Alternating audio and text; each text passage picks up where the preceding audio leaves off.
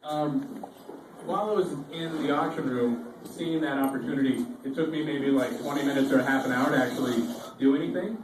And during that time, I was just kind of like weighing the consequences. That form I had signed had said, I understand it's a federal offense to bid without the intent to pay. So I knew that going in, and I was sitting there thinking, well, if I do this, I might go to prison for 2 or 3 years. Could I live with that? And I thought, yeah, it would suck, but I could live with that. On the other hand, seeing this opportunity to make a significant difference, if I turned my back on that and had to live out the rest of my life and see this collapse that we're on track for and this unprecedented level of human suffering, knowing that I had an opportunity to do something significant about it, and I didn't do it just because I was afraid of going to jail, could I live with that? And that's what I really weighed for a long time, and finally decided that I just couldn't live with that. So it's during that time I was kind of like envisioning the course that my generation is on track for, and that's really what motivated me to act. And I started out just tentatively bidding up the prices. Like I'd wait till it got down to like one bidder, it'd be going once, going twice, and then I'd jump in. And the first time it felt almost compulsive, like, because these things were going for like $10 or $12 an acre.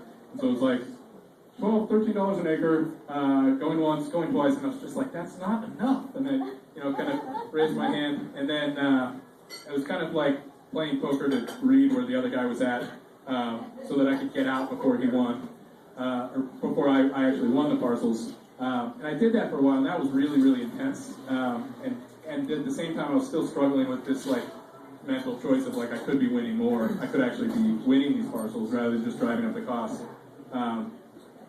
So like it felt empowering to drive up those prices. Some of those, it would be down to one bidder at $17 an acre, and I would drive it up to $240 an acre, and the other guy would still be going strong.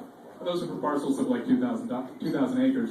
So I was costing them like tens or hundreds of thousands of dollars at a clip. That also tells you something about what they were planning on doing. Yeah. They were going to get it for 18, but they were willing to go up to 200. Yeah, it showed that we were giving away our federal lands for pennies Show a something dollar. about the competition. Yeah. Thereof. And the first time I bid, every head in the room turned around and looked at me, and it was kind of this sense of like, who is this guy that we've never seen before? So I definitely got the sense that there wasn't much competition in that room. But then once I actually started winning the parcels, then I was totally calm, because then I knew I was all in and I was committed, and that I was going to probably go to jail, and it was the calmest I've ever been in my life. It was the greatest feeling of peace that I've ever had, because I think it was the first time that I felt like my sentiment was actually in line with my actions. Edward Abbey said that sentiment without action is the ruin of the soul, and I think I'd always been feeling that.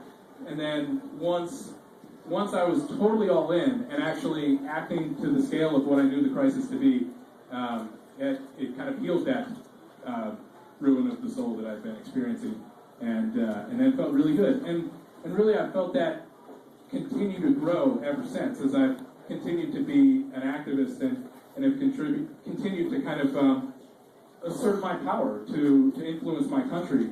I've continued to feel more and more liberated by this, and I'm a much happier and more peaceful person than I ever was before. I think what I've realized is that it wasn't a choice of sacrificing my freedom. It was the first time that I actually exercised my freedom and refused to let go of it, and that's really felt really good.